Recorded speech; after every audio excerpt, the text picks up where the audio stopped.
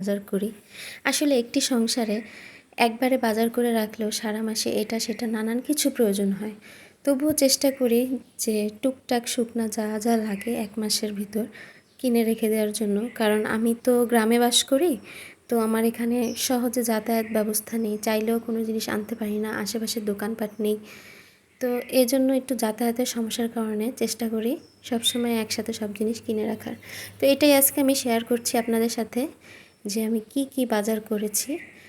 তো এই মাসে বলতে গেলে একটু কমই বাজার করা হয়েছে, কারণ গত মাসে ঈদ ছিল বলে অনেক বেশি বাজার করা হয়েছিল এবং অনেক কিছুই রয়ে গেছে। যেটুকুই বাজার করেছি সেটাই চেষ্টা করব আপনাদের সাথে তুলে ধরার জন্য এবং গুছিয়ে কিভাবে রাখলাম সেটাই দেখানোর জন্য। টুকটাক এই যে এই বয়ামগুলো ফ্রি পেয়েছি, ফ্রি পেতে কিন্তু ভালোই লাগে। দুধ এই বয়ামগুলো খুবই সুন্দর দেখাচ্ছে। এর মধ্যে আমি একটু টিস্যু দিয়ে মুছে টুছে দুধ আর চা পাতা রেখে দিলাম।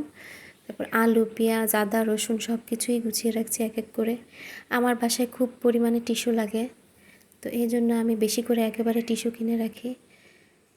তারপর বিস্কিট, হলুদ, মরিচ, জিরা, ডাল, হুইল পাউডার সব কিছুই একসাথে কিনে রেখে দিয়েছি। তারপর প্রতিদিন সকাল হলেই আটার তো প্রয়োজন হয় প্রায় সব ঘরে, যদিও আমাদের গ্রাম্য এলাকায় কেউ আটার রুটি খেতেই চায় না, কিন্তু আমাদের ঘরে, আমরা তো আগে শহরে ছিলাম, এজন্য আমাদের ঘরের সবাই আটার রুটি খুবই পছন্দ করে। আর প্রত্যেকদিন সকালেই আটার রুটি না হলে আমাদের সকালের নাস্তাই হয় না, মানে ভাত কেউ খেতেই চায় না। ওই তো যাই হোক, এখন সব কিছু গুছিয়ে কমপ্লিট করলাম। আপনাদের সকলকে ধন্যবাদ।